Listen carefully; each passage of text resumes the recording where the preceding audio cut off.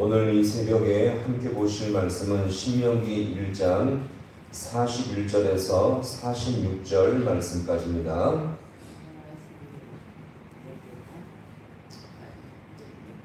신명기 1장 41절에서 46절 말씀까지. 자, 우리 이 말씀을 한 절씩 교독하겠습니다. 너희가 대답하여 내게 이르기를 우리가 여호와께 범죄하였사오니 우리 하나님께서 우리에게 명령하신 대로 우리가 올라가서 싸우리이다 하고 너희가 각각 무기를 가지고 경솔히 산지로 올라가려 할 때에 여호와께서 내게 이르시되 너는 그들에게 이르기를 너희는 올라가지 말라 싸우지도 말라 내가 너희 중에 있지 아니하니 너희가 내 이름을 피할까 하노라 하시기로 내가 너희에게 말하였으나 너희가 듣지 아니하고 여호와의 명령을 거역하고 거리낌 없이 산지로 올라가매 그 산지에 돋는 나무의 목소리 너희에게 마주 나와 벌떼같이 너희를 쫓아 새 땅에서 서서 구르마까지 이르니라. 너희가 돌아와 여호와 앞에서 통곡하나 여호와께서 너희의 소리를 듣지 아니하시며 너희에게 귀를 기울이지 아니하셨으므로 너희가 가데스에 8날 동안 머물렀나니 곧 너희가 그곳에 머물던 날수대로니라. 아멘. 할렐루야. 오늘 이 새벽도 주님과 함께하는 복된 시간 될 수 있기를 간절히 소망합니다. 이스라엘 백성은 장정만 60만 명이었고요. 모두 다 합치면 약 240만 명에서 300만 명이 되는 엄청난 인파였습니다. 숫자적으로 보면은 아무도 함부로 건드릴 수 없는 거대한 나라와 민족이었죠. 자, 그런데 이런 엄청난 민족이 한 번에 절망에 빠지며 통곡에 빠지는 사건이 있었는데 이것은 바로 우리가 지금 보고 있는 가나안 정탐꾼 사건이었습니다. 10명의 이 부정적인 보호로 말미암아 그들은 더 이상 행군할 기력도 없어졌고요. 더구나 전쟁할 마음조차 완전히 잃어버리게 된 것입니다. 자, 이런 가운데서 끝까지 믿음을 지킨 두 사람이 있었으니 자, 누구였습니까? 여호수아와 갈렙이었죠. 자, 이렇게 되니 하나님의 마음이 어떻습니까? 결국 하나님은 이 사건을 통해서 그들을 심판하셔서 40년간 광야에서 방황하게 하셨던 것입니다. 그리고요 20세 이상 되는 사람은 모두 그 기간 동안 광야에서 다 죽게 한 것이죠. 자, 한번 생각해 보세요. 평생 나올 수 없었던 그 애굽에서 나와서 광야를 지나 가나안 땅을 주신다고 주님이 분명히 약속하셨는데 이제 자신의 운명은 하나님의 심판을 받아서 광야에서 40년 동안 방황하다가 죽는다, 이 말을 들었으니 얼마나 절망적이었을까요? 가나안 땅을 들어간다, 하나님이 젖과 꿀이 흐르는 땅을 내가 너에게 주었다라고 분명히 말씀했는데 그 한 번에 불순종으로 말미암아 40년간 방황하다가 광야에서 모두 죽는다, 그 말 들었을 때 정말 절망적이었을 것입니다. 자, 이렇게 하나님이 이스라엘 백성의 하나님이 이런 천천백력 같은 이 축복을 드렸다면 이스라엘 백성은 어떻게 될까요? 어떤 것이 합당한 반응이었을까요? 정말 마음을 돌이켜서 주님 앞에 나가서 회개하며 주님 앞에 우리의 이 모든 죄악을 하나님 용서하여 주옵소서, 이렇게 회개하는 것이 합당한 반응이지 않겠습니까? 자, 근데 오늘 이스라엘 백성은 어떻습니까? 지금 계속 과거의 모습을 지금 살펴보고 있는데 아직도 싸우러 가지도 않았는데 이스라엘 백성은 지금 당장 우리가 싸우러 나가겠습니다라고 지금 이렇게 오히려 이상한 모습을 지금 취하고 있죠. 자, 41절의 말씀 같이 보겠습니다. 자, 41절 시작. 너희가 대답하여 내게 이르기를 우리가 여호와께 범죄하였사오니 우리가 하나님께서 우리에게 각각 무기를 가지고 경솔히 산지로 올라가려 할 때에 아멘. 자, 여기서 보시면 우리가 여호와께 범죄하였사오니 올라가서 싸우리다, 지금 이렇게 말하는데 사실 보세요. 하나님이 원하시는 것은 지금 이 상황 속에서 당장 나가서 싸우는 것이 아니었습니다. 오히려 하나님의 뜻은요 광야로 돌아가기를 주님은 원하셨죠. 자, 그럼 보세요. 이렇게 하나님이 원치도 않는 전쟁의 결과는 어떻게 될까요? 아무리 군사력이 강해도 패배할 수밖에 없다는 것입니다. 우리의 진짜 살 길은요 우리가 계획하고 고민해서 판단해서 되는 것이 아닙니다. 정말 살 길은요 주님께 돌아가는 것입니다.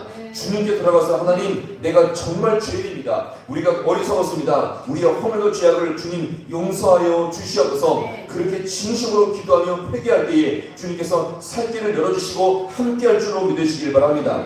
자, 그리고 그 말씀 앞에 순종할 때에 진심으로 돌이켜서 그 말씀을 순종할 때에 주의 뜻대로 살아갈 때에 살 길이 열리고요, 거기서 피할 길을 주님께서 열어줄 줄로 믿으시길 바랍니다. 자, 근데 이들에 대해서 자 하나님께서 어떻게 말씀하십니까? 자, 전쟁으로 지금 올라가는 그 자들에게 하나님께서 이 모세를 통해서 어떻게 말씀하십니까? 자, 42절 말씀 같이 함께 보겠습니다. 42절 자, 시작. 여호와께서 내게 이르시되 너는 그들에게 이르기를 너희는 올라가지 말라, 싸우지도 말라, 내가 너희 중에 있지 아니하니 너희가 그들에게 피할까 하노라. 아멘. 자, 여기서 보시면 지금 하나님께서 미리 지금 경고하셨죠. 뭡니까? 올라가지 말라. 그 다음에 또 뭐하지도 말라? 싸우지도 말라. 자, 만약에 너희가 올라가서 싸우면 자, 대적에게 뭐할까 하노라?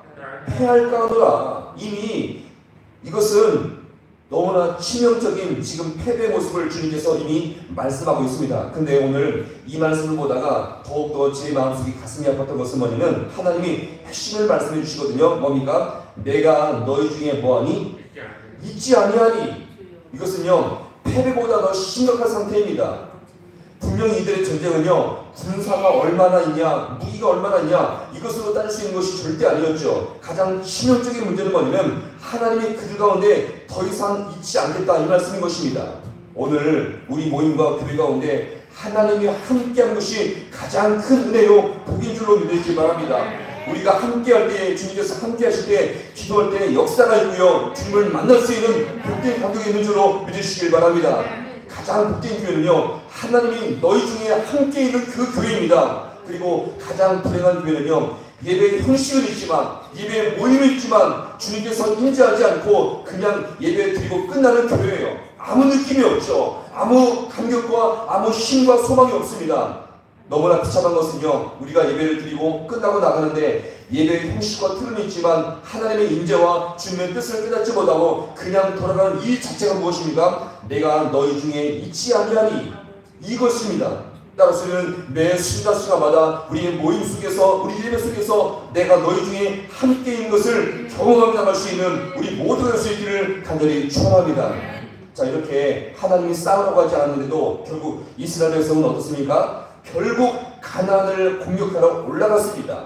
하나님이 너희 중에 있지 아니하니 이 말씀을 듣고서도 자신의 어리석은 판단으로 말미암아 싸우러 올라갔던 것입니다. 자, 그 결과가 어떻게 되었을까요? 자, 44절 말씀 같이 보겠습니다. 44절 자, 시작. 그 산지에 거주하는 아모리 족속이 너희를 쫓아 세일산에서 쳐서 호르마까지 이른지라. 아멘. 자, 가나안 족속 중에 하나인 이 아모리 족속에게 완전히 처참하게 패배하고 만 것입니다. 자, 그러면서 오늘 자 마지막 자 45절 말씀도 함께 볼게요. 45절 자 시작. 너희가 돌아와 여호와 앞에서 통곡하나 여호와께서 너희의 소리를 듣지 아니하시며 너희에게 귀를 기울이지 아니하셨으므로. 아멘. 자, 처참하게 패배한 후에 하나님 앞에 통곡했다고 말하는데 자, 이것은요 우리가 잘못했습니다. 우리가 정말 죄인입니다. 이 통곡이 아니라요 이 통곡은요 자신들이 지금 하나님 앞에 죄를 지은 것에 대한 뼈저린 후회와 뉘우침이 아니고요 전쟁에서 무참하게 패배한 것으로 인한 자신들의 연민과 실패에 대한 이런 아픔 때문에 거기서 이렇게 더욱더 통곡하게 되었던 것입니다. 우리가 왜 이 모양입니까? 우리가 왜 이렇게 비참한 모습을 당해야 되니까 그렇게 자기 연민에 빠져버리게 된 것입니다.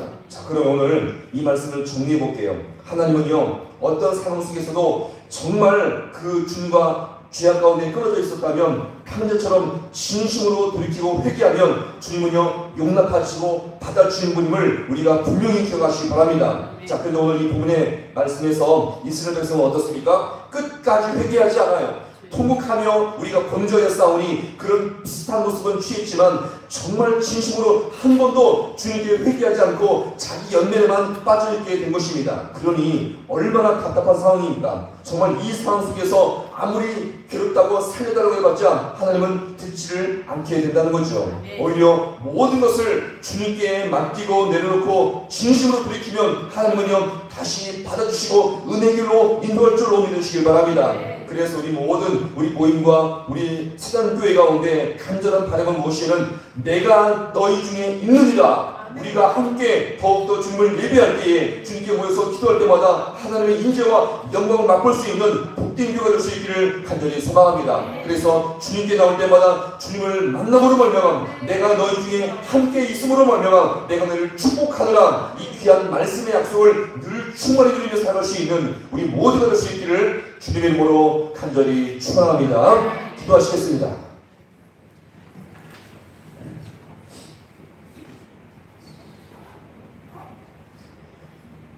하나님 아버지, 오늘 우리의 모습을 돌아볼 때마다 하나님께서 붙들지 아니하시면 우리의 판단과 우리의 지혜와 우리의 이 모든 아버지의 이 결정이 얼마나 어리석고 험한 이 시간 아버지에 돌아봅니다.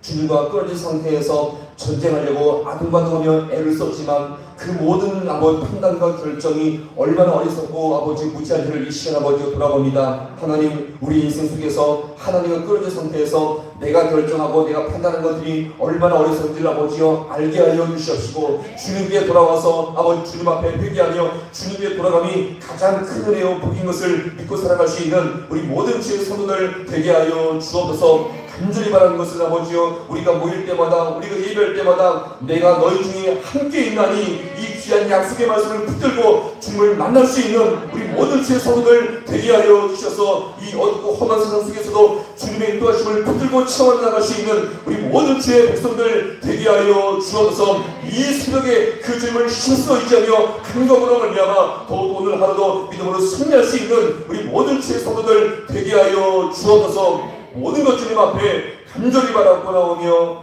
예수님의 이름으로 기도하옵나이다. 아멘.